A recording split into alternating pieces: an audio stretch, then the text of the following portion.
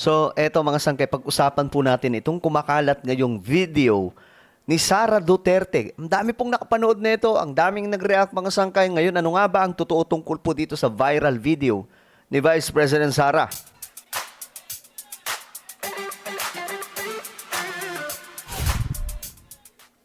Okay, so magandang oras po sa inyong lahat mga kababayan, mga solid sangkay.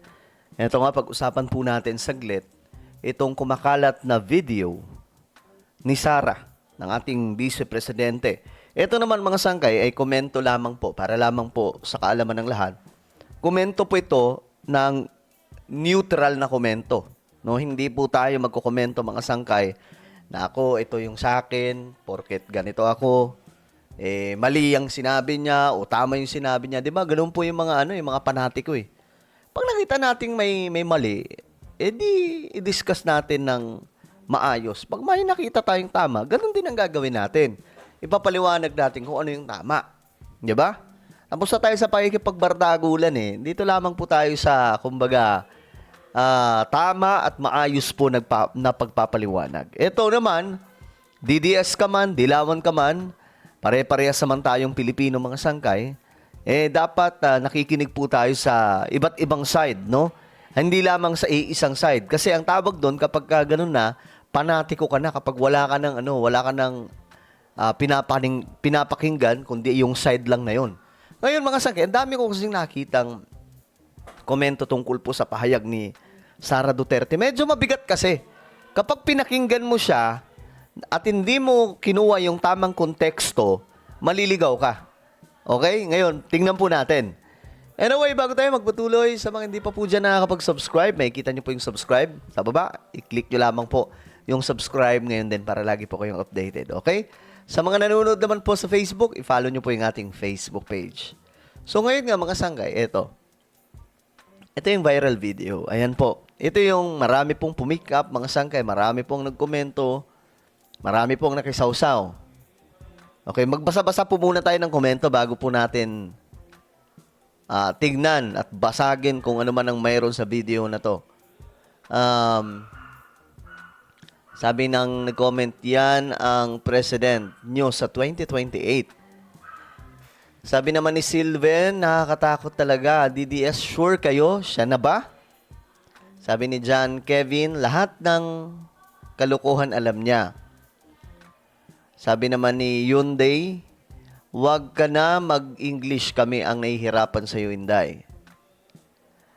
Okay, ngayon, ano ang meron dito, mga sangkay sa video na to? Pakinggan po natin na maayos para po magkaintindihan po tayo. Okay? I have a husband. My husband has a mistress. I can hire a gunman for 5,000 pesos to kill the mistress. That is how, for 5,000 pesos. That is how bad gun violence in the Philippines is. And that is, again, yes, PJK. So how can... Okay. Yan ang sinabi niya. Ito yung kumakalat. Okay, ulitin din po natin mga sangkay para mas maintindihan natin. I have a husband. My husband has a mistress. I can hire a gunman for 5,000 pesos to kill the mistress. That is how, for 5,000 pesos. That is how bad gun violence in the Philippines is. And that is, again, yes, PJK. Okay. So, yun ang sinabi niya mga sangkay. Marami po ang nagkomento po dito, no? At para po sa inyong kaalaman, ako po ay pro-government, no? At nasa panig po tayo ng gobyerno. Hindi po tayo yung pasaway mga sangkay na anti-government. But when it comes to discussion about issues, sinisikap po natin na maging neutral mga sangkay kasi hindi naman po kailangan makipagbardagulan dito at sabihin, ito ang paniniwala ko. Porket ito yung paniniwala ko, lahat ng sasabihin nila ay mali. Ngayon, may napansin lang po ako dito mga sangkay sa sinabi po ni Vice President Sara Duterte. Ito. Sabi niya dito, I have a husband. Ayan. My husband ay mayroon akong asawa. Ang aking asawa ay mayroong kabit. Ngayon, magbabayad siya ng isang taong pwedeng magpatumba. Okay? Yan ang gagawin niya. Magpapatumba. For just only 5,000 pesos para patumbahin ang kabit. Ngayon, mga sangkay, ang konteksto na kinuha nila ay ito lang. Ito lang. Ito po ay, sa base sa pagkakaintindi ko, ito ay eksplenasyon niya kung ano daw po ang nangyayari sa Pilipinas. Sabi niya dito, that is how, for 5,000 pesos only, ganun na daw po kasama ang nangyayari sa Pilipinas. Ito po mga sangkay, oh. Di ko na lang mabanggit masyado kasi masyadong si YouTube eh. Ayan. Ganito daw po ang nangyayari sa Pilipinas. Which is, ang paliwanag niya dito, kumbaga, inihalimbawa lamang po niya, mga sangkay. Ito ulitin ko, neutral na pagpapaliwanag, walang halong chemical reaction.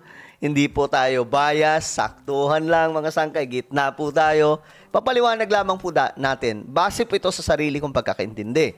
No? Sabi po niya, nang inahalimbawa po niya, gumawa siya ng example. Halimbawa, kumbaga, mayroon akong asawa.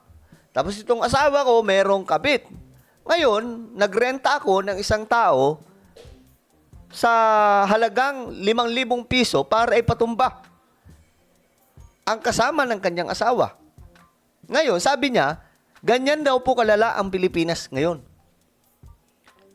Pagdating po sa marami po kasing pinapatumba talaga ngayon, di ba? Kahit sino pwede, tricycle driver, nagmumotor, o di kaya, kahit yung mga taxi driver, problema po nila ito ngayon. At actually, mga sangkay, isa sa reason bakit nakakatakot po talagang lumabas ngayon kahit po sa mga palengke, dahil nga po sa mga nangyayari. Yan ang pinapaliwanag. Ang tingin ko, yan ang paliwanag ni Sara Duterte na ganyan po kalala ang sitwasyon sa Pilipinas. Kahit po si General Torre, ano niya to mga sangkay, nakikita ko sa mga post niya na sinasabi po niya anong ginagawa daw po ng mga pulis. Yun po ang kanyang sinasabi. Kung hindi daw kaya, dapat mag-resign na lang sila. Kasi ang kailangan po talaga ngayon mga sangkay, yung pagpapatupad ng peace and order na mas matindi. Kasi ngayon mga sangkay, yung mga pulis nandun po sa opisina instead of nandun sa kalsada. Di ba nung panahon ni General Torre, nasaan po yung mga pulis? Nandun sa kalsada, nagbabantay. At very alarming, mayroon po akong kaibigan, mga sangkay. Nagtatrabaho po, mga sangkay, doon po sa isang pagawaan ng mga sasakyan. Ngayon, eto nangyari po ito, mga sangkay, I think last week. Ngayon nangyari, nagkaroon po sila ng sagutan ng isang lalaki na kaibigan po niya, matagal na po niyang, kumbaga, tropa. Ngayon, nagkasagutan, nagkasamaan ng loob, nagkasabihan ng mga masasakit na salita. Ngayon, nangyari. Sabi ng lalaki, babalikan kita, yayariin kita. Pagbalik dito, kumuha po mga sangkay. At pinatumba niya yung kanyang kaibigan. Ganong kadali, mga sangkay. Ganong kadali, no?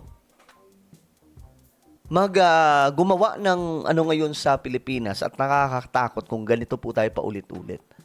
Ito ang sa tingin ko na sinasabi ni Vice President Sara Duterte na hindi lamang po na-gets ng iba. Ito madali lang naman actually mag-gets eh. Pag binasa niyo po ito, ayan po.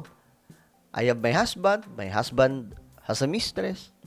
No? Ngayon, nagrenta siya ng isang tao. Binayaran ng 5,000 para ipatumba kung sino mang babaeng yun. So, ganito na daw po kalala. 5,000 lang, mga sangkay. 5,000 lang. Kaya na pong ng kapwa natin tao. So, ito po yung paliwanag ni Sara Duterte. So kayo mga sangkay, ano po ang inyong pagkakaintindi dito? Kasi ito po ay viral ngayon sa social media at mga balitaan din po. Ano po ang inyong opinion? Comment down below. Meron tayong YouTube channel. Ito po yung Sangkay Revelation. Hanapin niyo po ito sa YouTube ngayon din. Kapag nakita nyo na i-click nyo po yung subscribe, i-click ang bell, at i-click nyo po yung all. Ako na po ay magpapaalam, mag-iingat pong lahat. God bless everyone.